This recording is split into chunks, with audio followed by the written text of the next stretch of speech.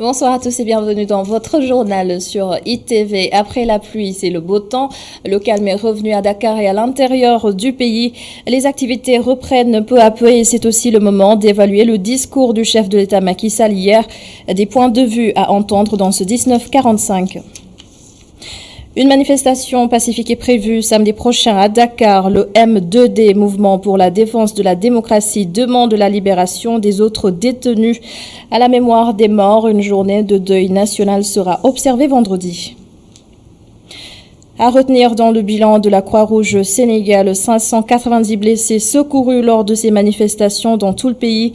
Un grand écart comparé aux scènes de violence préélectorales de 2011. Il y avait au total 153 blessés.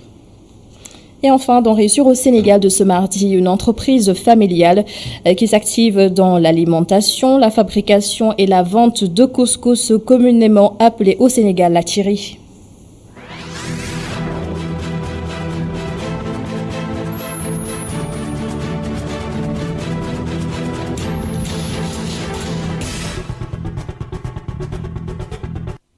Lendemain de manifestation, tout est calme, les activités et les déplacements reprennent timidement.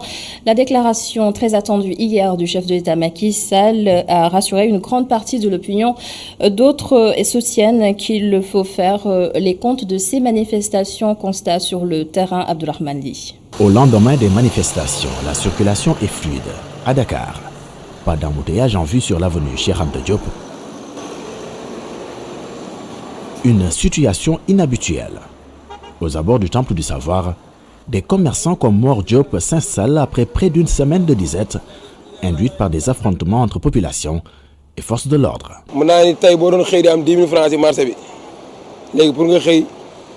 Tous ceux qui à la fin de la journée rentraient avec 10 000 francs ont aujourd'hui énormément de mal à rentrer chez eux, même avec 2 000 francs. On ne travaille plus convenablement depuis le mercredi. Parfois, on s'installe, espérant qu'il n'y ait pas de manifestation, et quelques minutes après, nous quittons à cause des affrontements.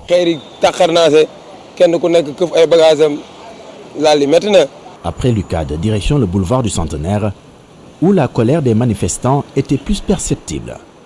Dans cette pâtisserie impactée par ces protestations, des mesures avaient été prises par les responsables pour ne pas voir l'endroit saccagé. Au niveau du fast-food, on a tout débarrassé pour prévenir quoi. Parce que c'est pas sûr, si c'était le champ de bataille entre les forces de l'ordre et les manifestants.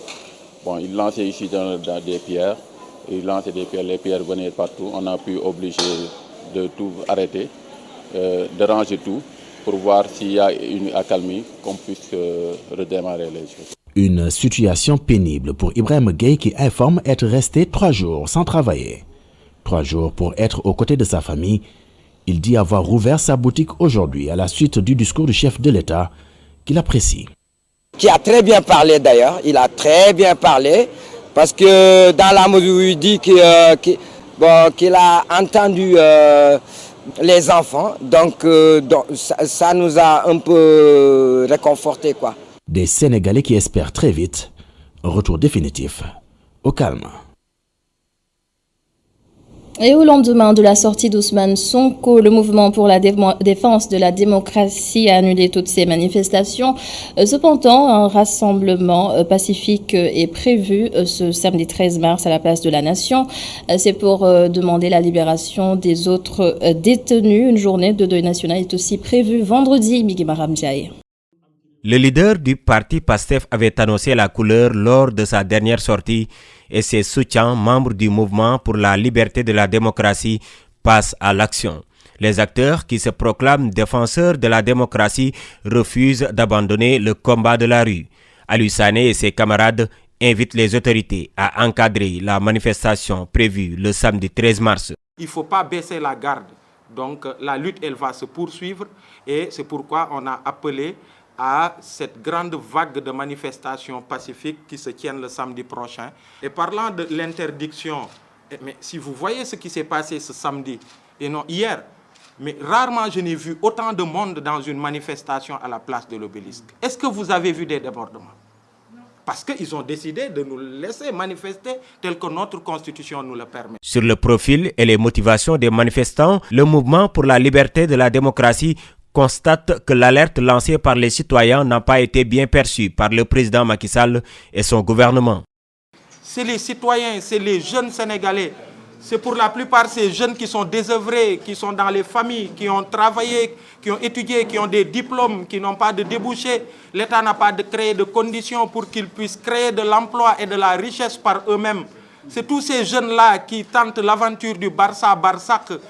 C'est ces jeunes-là qui s'expriment. C'est tous ces citoyens qui ont soif de démocratie, d'état de droit, de liberté. C'est contre ça que ces citoyens s'insurgent. Ces acteurs qui se disent déterminés dans ce combat n'ont pas aussi oublié les victimes. Un téléthon est prévu pour soutenir les familles, des prières également.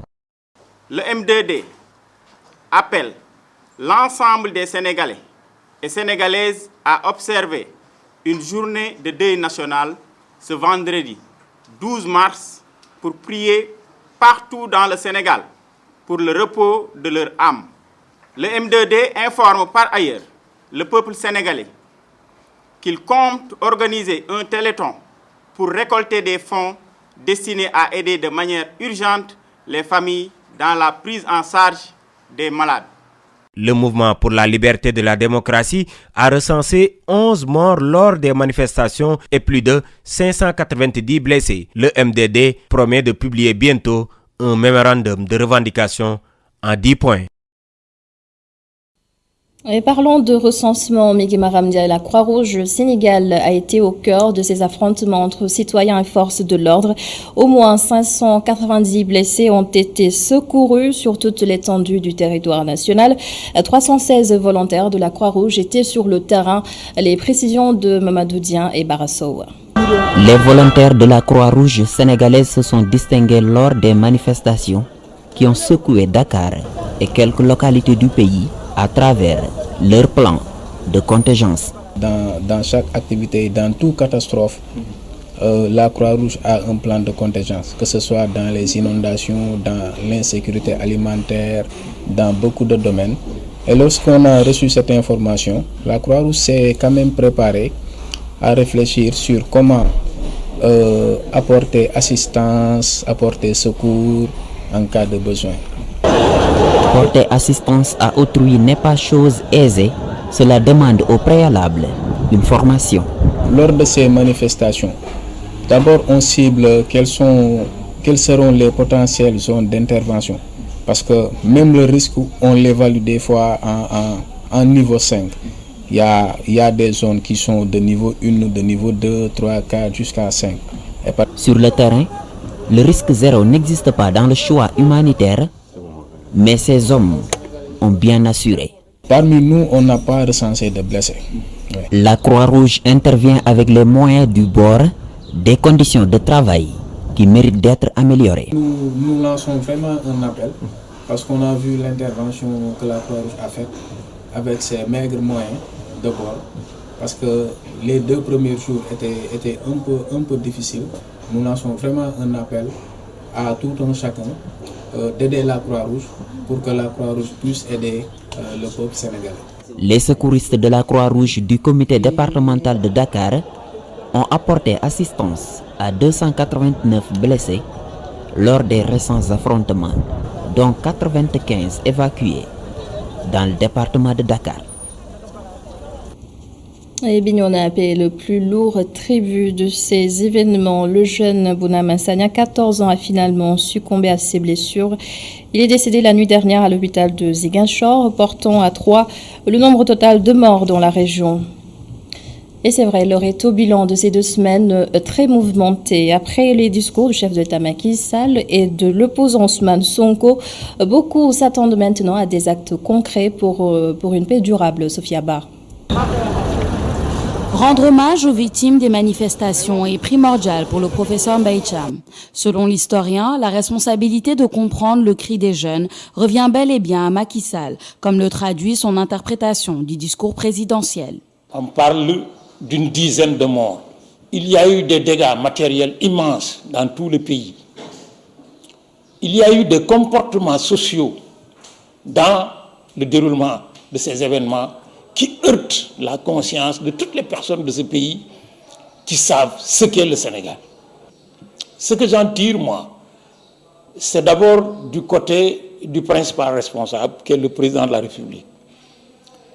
Et je retiens de son discours, je vous ai écouté et je vous ai entendu. Cheikh Ibrahim Agnan met l'accent sur la reconstruction de la stabilité du pays, qui selon l'anthropologue ne se fera qu'à travers des changements concrets devant être mis en place par les acteurs politiques pour établir une confiance perdue. Ces discours sont intéressants, mais ils ne sont pas tout.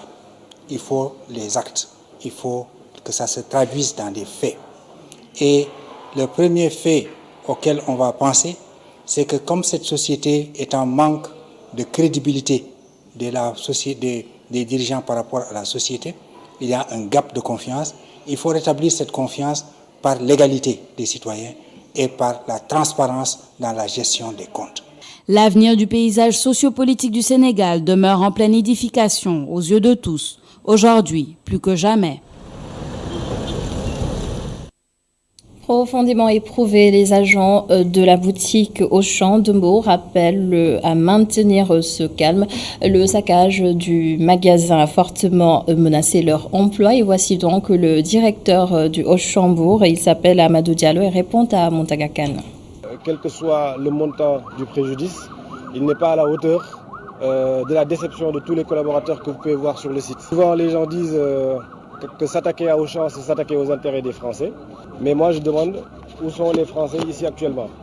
Donc là, on ne voit que des Sénégalais, que des collaborateurs de Mbour, des hommes, des femmes, des jeunes, des moins jeunes, mais que des pères de famille, des frères, des sœurs, des soutiens de famille qui aujourd'hui sont dans l'incertitude parce qu'ils ont leur outil de travail qui est actuellement saccagé, qui a été détruit, vandalisé, pillé.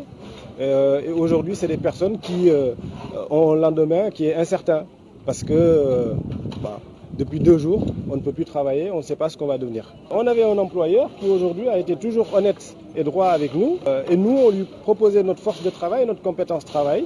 Et malheureusement, aujourd'hui, on ne sait pas ce qu'on va devenir. Moi, j'appelle à un peu plus de réflexion, un peu plus de sensibilisation par rapport aux jeunes Sénégalais qui, comme moi, qui, comme toutes ces personnes qui sont avec moi aujourd'hui sur site pour constater tous ces dégâts, pour malheureusement pleurer avec moi tout ce qu'on vient de perdre. Plusieurs commerces ont payé le prix fort lors de ces manifestations. L'on pourrait peut-être craindre une hausse de certains produits dans les jours à venir, mais le directeur du commerce met en garde contre toute spéculation. Omar Diallo au téléphone de Baba Ndiaye. Alors l'impact sur la distribution de certaines denrées, elle est perceptible dès l'instant que Auchan focalisait aussi quand même un certain nombre de clients et de consommateurs qui avaient fini de s'approvisionner directement au niveau de ces grandes surfaces. Alors c'est une offre de moins par rapport à la demande qui était là. Mais en termes de répercussions sur le prix, nous n'en sommes pas à ce niveau-là, étant entendu que l'offre de Auchan était une offre de vente au détail. Elle n'était pas une offre de vente au gros, encore moins au demi-gros. Donc c'est en général quand il y a une difficulté dans l'offre au niveau du gros ou à l'importation qu'on le ressent au niveau de la distribution du détail. Alors, de manière plus précise, les assurances que je peux vous donner, c'est que pratiquement les commerçants qui sont au niveau des autres structures qu'Auchan, notamment dans les marchés traditionnels, devront vraiment faire preuve de beaucoup plus de respect de la réglementation en matière de prix, mais surtout aussi de veiller à ce qu'il n'y ait pas de spéculation. Alors nous, au niveau direction du commerce intérieur, le rôle qu'on peut jouer, c'est de faciliter un peu tout ça, que les approvisionnements soient régulièrement constatés au niveau des marchés traditionnels et que par ailleurs, sur les autres sites, qu'on puisse aider Auchan à revenir rapidement à la normale, notamment en ce qui concerne les magasins qui n'ont pas été encore jusque-là touchés. Et le couvre-feu est désormais allégé de minuit à 5 heures du matin. Les Sénégalais applaudissent. La mesure uniquement décrétée à Dakar et à Thiès n'était pas si populaire. Nous sommes donc allés voir des gérants de restaurants. Leur première réaction dans ce reportage de Abou Tedissao. J'ai décidé d'alléger le couvre-feu dans les régions de Dakar et de Thiès qui sera désormais fixé de minuit à 5 heures du matin. Cette décision du président Macky Sall de ramener le couvre-feu désormais de 0h à 5h du matin trouve un écho plus que favorable chez les professionnels de la restauration. Seulement, aux Almadies, plusieurs restaurants sont encore fermés et les rares membres du personnel trouvés sur place réchignent à se prononcer. À la place du souvenir, la nouvelle est également bien appréciée. On est vraiment content de cette décision, franchement, parce que c'est à partir de 18h jusqu'à 23h, c'est à partir de ce moment que le travail du restaurant commence. Parce qu'il y a des gens qui n'ont pas le temps dans la journée pour venir prendre le déjeuner. Donc, ils attendent jusqu'en période de 19h pour venir faire le dîner, prendre le dessert, etc. Donc, ça nous arrange vraiment et on souhaite que ça continue. À coup sûr, cette décision du chef de l'État est une bouée de sauvetage pour ce secteur déjà très mal touché par les conséquences liées à cette pandémie du coronavirus. Le restaurant et activité de loisirs demande plutôt la levée pure et simple de la mesure du couvre-feu. Le cri du cœur d'un membre de ce syndicat, justement, Daniel Géraud, qui répond à Moustapha Gabar Diop. Bon, ça peut peut-être arranger un peu la situation, d'autant plus qu'il y a beaucoup de nos collègues qui ont fermé. Et, vu la situation où on doit fermer à 21h, donc alors que la population sénégalaise dans son ensemble a l'habitude de sortir à partir de 21h, 22h, donc plusieurs ont préféré fermer toutes les portes et arrêter les employés qui créent encore un chômage total dans le pays. Bon, peut-être avec cette annonce d'hier, qu'on attend toujours la notification par arrêté, on considère que ça pourrait soulager parce que il y a beaucoup de dettes qui sont restées quand même là, et beaucoup de dettes qui sont restées, et quelle alternative aussi trouver? Parce que ça suffit pas seulement de prolonger le couvre-feu, mais c'est aussi appeler les acteurs touristiques et les professionnels de la restauration pour discuter avec eux par rapport à leurs pertes sèches qui sont là depuis plus d'1 an maintenant. Après, ça pourrait quand même soulager le secteur, mais ce qu'on souhaite, c'est d'enlever carrément le couvre-feu, qu'on puisse travailler. Et il y a aussi, toujours à propos de ces manifestations, les militants du PASTEF qui résident à Ouagadougou, Burkina Faso, qui ont remis un mémorandum à l'ambassadeur du Sénégal. Ils s'engagent ainsi pour le retour de la paix au Sénégal. Oui, correspondance Ndiagatiam. Des mines pas du tout bonnes, une colère qui se lit sur tous les visages, mais une colère exprimée dans la discipline et le respect des institutions de la République.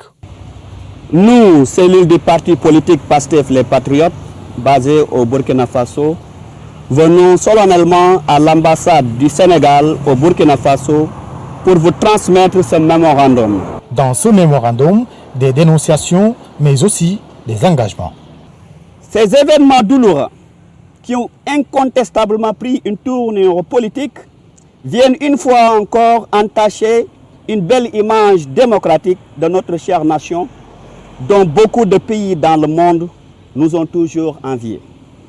Il est de notre obligation patriotique de nous investir sans réserve pour faire revenir la paix et la sérénité dans notre cher pays, le Sénégal. Le Sénégal, une partie du continent africain. Sa stabilité alors, l'affaire de tous les Africains. C'est ce qui justifie d'ailleurs la présence de cette Burkinabé. Ce qui arrive aujourd'hui au Sénégalais peut un jour arriver à l'un des autres pays de l'Afrique. Pourquoi ne pas se lever et s'unir maintenant pour dire non à cette injustice?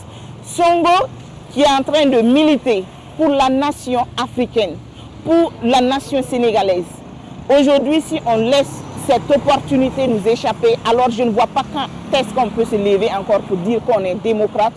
Une démocratie qui, de l'avis de ces militants de PASTEF, commande le strict respect de la Constitution.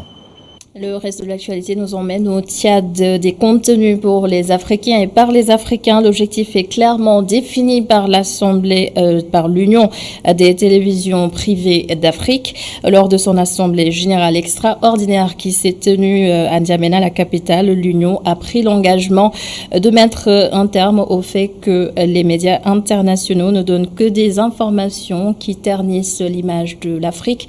De notre envoyé spécial, Antoine Diouf. N'Djamena, capitale du Tchad, mais aussi capitale de l'audiovisuel privé africain, le temps des assises de l'Union des télévisions privées d'Afrique. C'est également le temps de se pencher sur la question de la médiatitude. La médiatitude, un concept qui renvoie au fait que les médias internationaux ne présentent l'Afrique que sous de mauvais auspices. L'UTPA a l'ambition de mettre fin à cet afro-pessimisme. Précisons déjà que la médiatitude vue par l'UTPA, c'est le traitement mensonger infligé à l'Afrique. Nous ne refusons pas que des médias hors du continent traitent de l'Afrique. Mais nous ne comprenons pas pourquoi ils optent pour un traitement mensonger. Et pour combattre cela, la première chose à faire, c'est qu'il va falloir que nous puissions déjà nous mettre en ordre de bataille, nous réorganiser, nous mettre en synergie, créer des contenus qui relèvent, disons, qui reflètent la réalité du terrain, créer des contenus qui apportent des corrections à ce qui est collé à l'Afrique et en même temps aussi anticiper, parce que souvent on ne peut pas être là seulement que pour corriger, il faut qu'on ait la primeur. L'UTPA a une autre préoccupation, ce sont les charges liées à la production.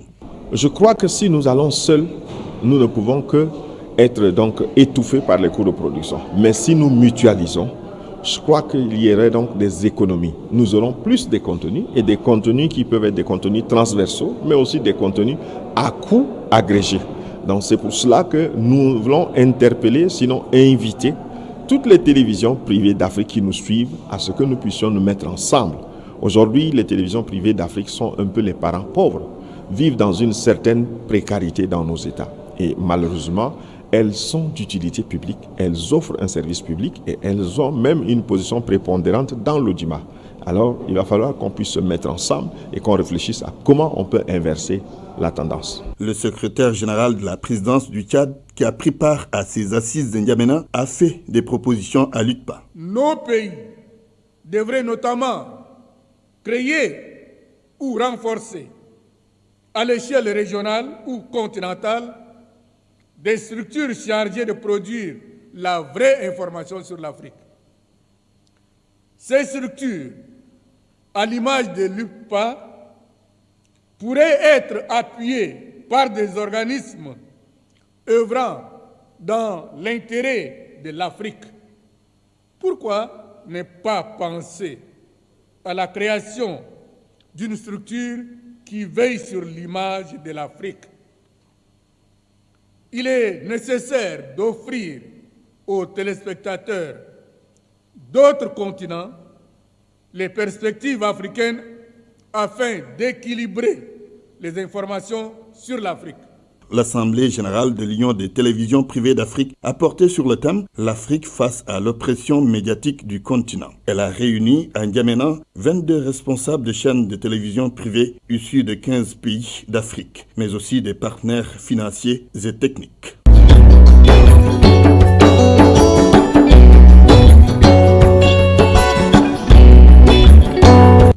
Direction Keur-Massar à présent chez la famille Ba à la tête d'une entreprise commune. Originaire de la Guinée, les Ba travaillent dans la fabrication et la vente de latiri, qui veut dire couscous en poulard, mais pas n'importe lequel.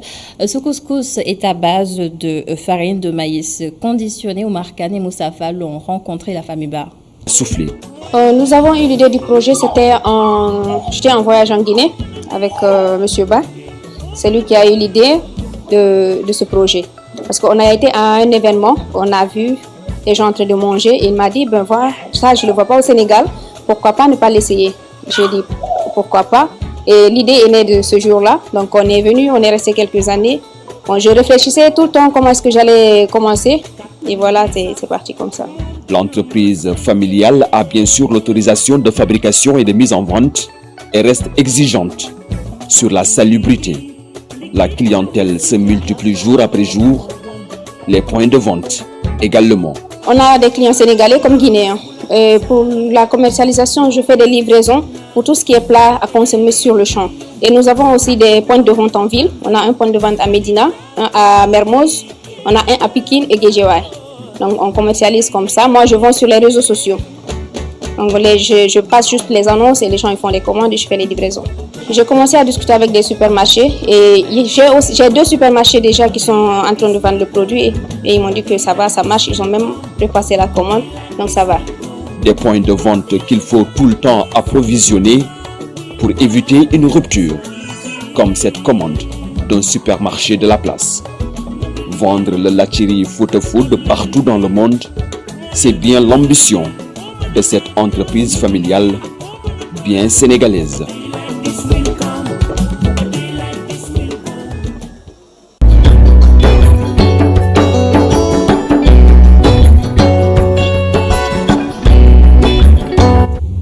Bon appétit si vous êtes à table et je vous dis merci d'avoir été avec nous. C'est la fin de ce journal. Merci également à toute l'équipe de la régie, la suite de la Total Bloc d'information. Tout de suite avec Cheikh Hassan Affal. Demain, nous serons encore ensemble dans le 1945.